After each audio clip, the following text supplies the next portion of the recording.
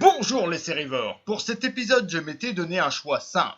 Soit de parler de Roswell, une série que je n'ai quasiment pas regardée parce que je m'en bats les testiboules à coups de pelle, ou parler d'autre chose. J'ai décidé qu'aujourd'hui, j'allais parler d'une web-série. Eh oui, parce que ça change et que pas mal de web-séries sont meilleures que beaucoup de séries télévisées. Sans plus attendre, je vais vous parler aujourd'hui de Rock Macabre. Alors déjà, c'est une série de 2015 disponible sur YouTube qui ne comporte que 3 épisodes. C'est court, c'est très court. Ce qui change, déjà, elle est humoristique et musicale en même temps. On passe à l'histoire. Un groupe aux influences bizarres, jazz, rock, manouche, etc., n'arrive pas à décoller à cause de paroles trop trash de la chanteuse Zoé, interprétée par la jolie Eleanor Cost. 10 ans plus tard, on peut voir qu'elle ne fait plus partie du groupe. Enfin, ils disent qu'elle est partie, pour la remplacer par une dinde plus acceptable par le grand public nommée Diane.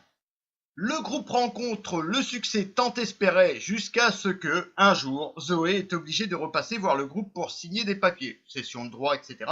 Et tout s'enchaîne. Une mystérieuse épidémie touche le public et le groupe, plus Zoé donc, font face à un type de zombie inédit.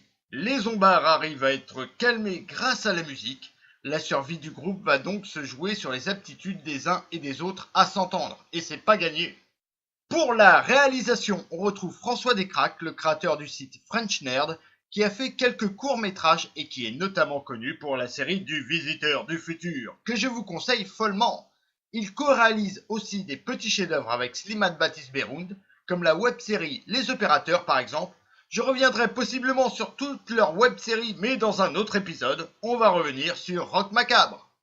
Côté casting, on retrouve donc Eleanor Cost, mais on retrouve aussi Florent Dorin, que l'on connaît pour être le Visiteur du Futur, mais aussi pour apparaître dans pas mal de courts-métrages de François Descraques ou de son frère Raphaël Descraques, et les web-séries de Slimane Baptiste comme J'ai jamais su dire non et ses suites, La théorie des balls et Le secret des balls.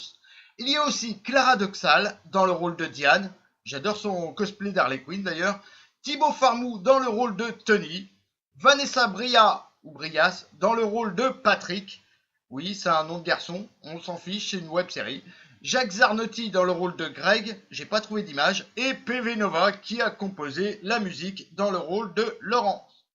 La série entière dure moins longtemps qu'un seul épisode de série lambda, cependant vous pourrez y voir des fabuleux talents français. Pour une fois, je vais être chauvin, mais autant les séries télévisées françaises, je vais pas les regarder, autant les web-séries françaises, je vais les regarder, mais avec grand plaisir.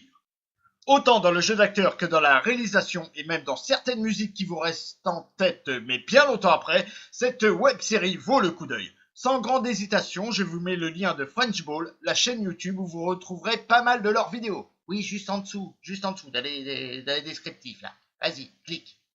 Voilà, je pense en avoir fini pour aujourd'hui. Si cela vous a plu, vous savez quoi faire, hein, et moi je vous dis à bientôt les sérivores.